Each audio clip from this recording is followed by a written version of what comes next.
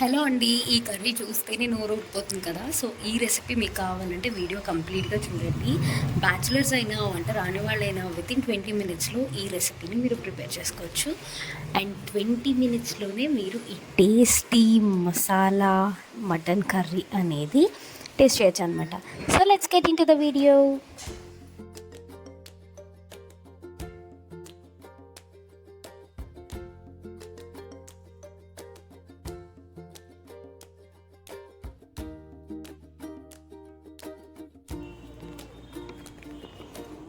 Hello all, welcome to my channel. నేనైతే మీకు super రెసిపీతో సూపర్ టిప్స్ అనేవి చెప్తానన్నమాట.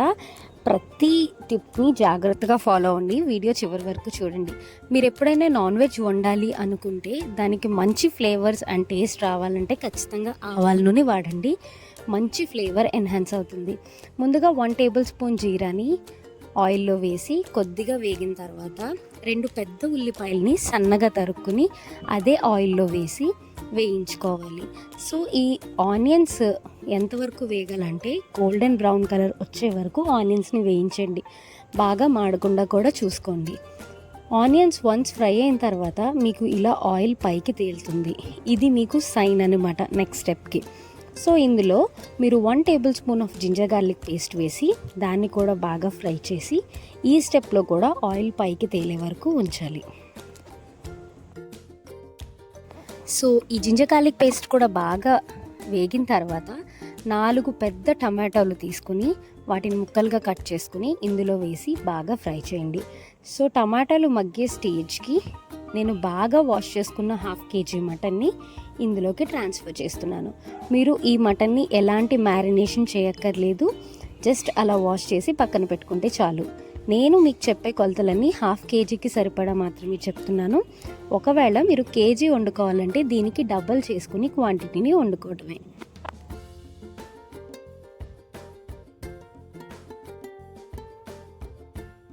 ముందుగా వేయించుకున్న ఉల్లిపాయ, అల్లం వెల్లుల్లి పేస్ట్, టమాటాలు ఇది అంతా కూడా మటన్కి పట్టేలాగా బాగా కలిపి కొంచెం సేపు అలా వదిలేసేయండి.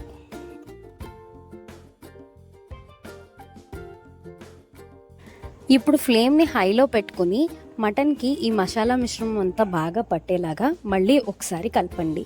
సో ఇలా కలిపే ప్రాసెస్లో మటన్ నుంచి వాటర్ అనేది సపరేట్ అవుతుంది.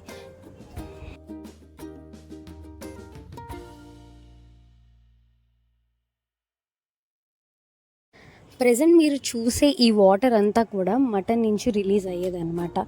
సో ఈ వాటర్ అంతా ఏదైతే ఉందో అది కంప్లీట్గా డ్రై అయిపోవాలి. అలా డ్రై అయ్యే వరకు కూడా మీరు హై ఫ్లేమ్లోనే ఉంచి మటన్ కలుపుతూ ఉండాలి. వన్స్ వాటర్ అంతా డ్రై అయ్యి ఆయిల్ బయటికి రిలీజ్ అయిన తర్వాత ఇందులో 2 tablespoons of chilli powder, 2 tablespoons of dhania powder, కొంచెం పసుపు, అలాగే మీ రుచికి తగినంత సాల్ట్ వేసి బాగా కలపాలి.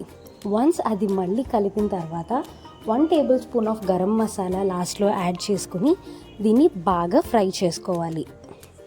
మీరు కనుక ఫ్రై చేయకపోతే ఖచ్చితంగా మీరు వేసిన మసాలాలన్నీ పచ్చివాసన వస్తాయి. సో ఆల్మోస్ట్ 5 మినిట్స్ వరకు దీన్ని లో ఫ్లేమ్లో పెట్టి బాగా ఫ్రై చేయండి.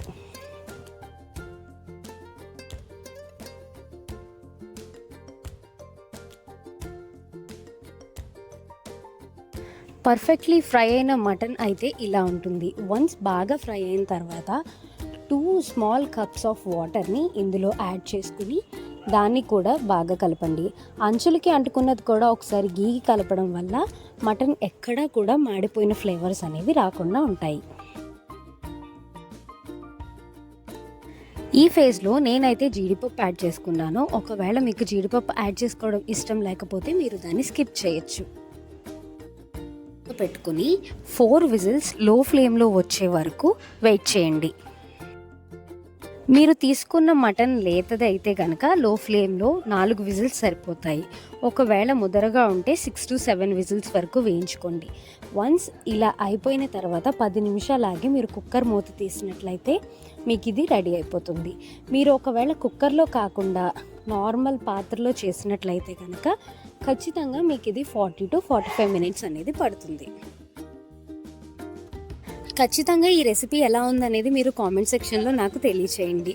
అండ్ మీకు ఈ రెసిపీ నచ్చినట్లయితే చాలా ఈజీగా తయారు చేసుకోవచ్చు. మేము ఈ మటన్ కర్రీని మేతి రైస్తో తిన్నాము. చాలా చాలా బాగుంది. అది బిర్యానీ కంటే చాలా టేస్టీగా ఉంది. ఒకవేళ మీరు కూడా మేతి రైస్ ట్రై చేయాలంటే నేను నెక్స్ట్ వీడియోలో అప్లోడ్ చేస్తాను. Thanks for watching. Subscribe for more. Bye.